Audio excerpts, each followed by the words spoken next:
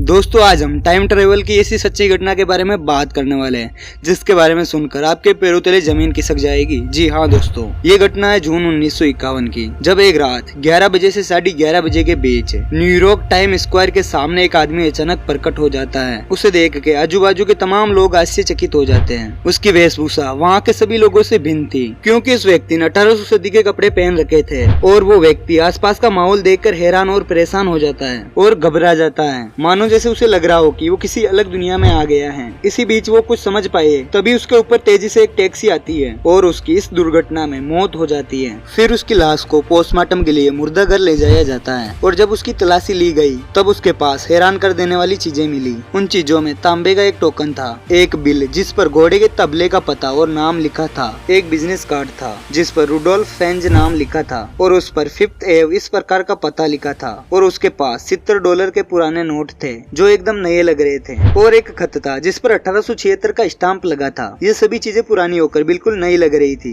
और उस व्यक्ति की उम्र लगभग 27 से 30 साल के बीच थी। ये सभी रहस्यमयी चीजों को देखकर वहाँ के सभी पुलिसकर्मी और अधिकारी हैरान और परेशान हो जाते हैं। तो फिर न्यूयॉर्क पुलिस ने इस केस के इन्वेस्टिगेशन के लिए कैप्टन रिम को चुना, जो न्यूयॉर्क पुलिस में मिसिंग पर्सन डिपार्टमेंट में काम करते थे। और फिर कैप्टन रिम अपने काम में जल्द से जल्द लग गए। उन्होंने उस बिल और टोकन के अनुसार तबले और सलून की खोज करनी शुरू कर दी, पर ऐसी जगह उन्हें नहीं मिली। फिर उन्होंने वहाँ के बड़े बुजुर्ग व्यक्ति से बातचीत की, उनको भी उस जगह के बारे में मालूम नहीं था। पर उस बिजनेस कार्ड से जो पता मिला वहाँ पर 5th एव का एक ऑफिस था, पर वहाँ पर कोई भी रुडोल्फ फिज नाम के व्यक्ति को कोई नहीं जानता था। अब उसके पास मिले बिजनेस कार्ड से ही उसे रुडोल्फ फिज नाम से जाना जाने लगा। फिर कुछ दिनों बाद कैप्टन रिम को एक टेलीफोन डायरी में एक नाम दिखा, वो था रुडोल्फ फिज जूनियर, और ये टेलीफोन डायरी 1939 की थी। तो फिर कैप्टन रिम जल्द से जल्द उस पते पर गए, पर वहाँ जाके पता चला कि रुडोल्फ फिज जूनियर की मौत 5 साल पहले ही हो चुकी है, मगर उसकी विधवा पत्नी फ्लोरिडा में रहती है।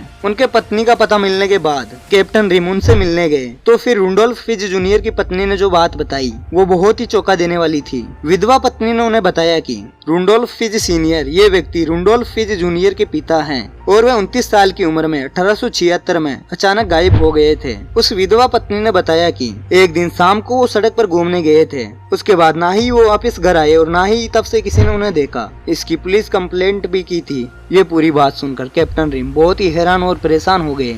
फिर उन्होंने 1876 की लापता लोगों की पुलिस फाइल देखी तो उन्हें विश्वास हो गया कि विधवा पत्नी ने जो बातें बताई वो सब सच थी। उस फाइल में जिस व्यक्ति का हुलिया और वेशभूषा का वर्णन किया था, ठीक उसी तरह उस व्यक्ति से मेल खा रहा था जिसकी उस सड़क हादसे में मौत हो गई थी। इससे ये निष्कर्ष निकलता है कि रुडोल्फ फिज ये व्यक्ति अचानक टाइम ट्रेवल करके अपने समय से 75 साल आगे आ गए थे, पर दुर्भाग्यवश वो कुछ समझ पाए उनकी उस सड़क हादसे में मौत हो जाती है। ये अब तक की सबसे बड़ी समय यात्रा की घटना मानी जाती है और तब से रुडोल्फ फिज को टाइम ट्रेवलर माना जाता है, जो अपने समय से अचानक टाइम ट्रेवल करके भविष्य में 75 साल आगे आ जाता है। तो दोस्तों वीडियो अच्छा लगा तो इस वीडियो के लिए एक लाइक तो बनता है, और कमेंट करके बताइएगा कि क्या टाइम ट्रेवल आने वाले समय में किया जा सकता है। और चैनल पर नए हो तो चैनल को सब्सक्राइब कर लें और बेल आइकन को दबाकर ऑल पर सेलेक्ट कर लें, ताकि आपको आने वाले वीडियो की नोटिफिकेशन लगातार मिलती रहे। तो मिलते किसी नेक्स्ट वीडियो में, तब तक के लिए बाय बाय। जय हिंद, जय भारत।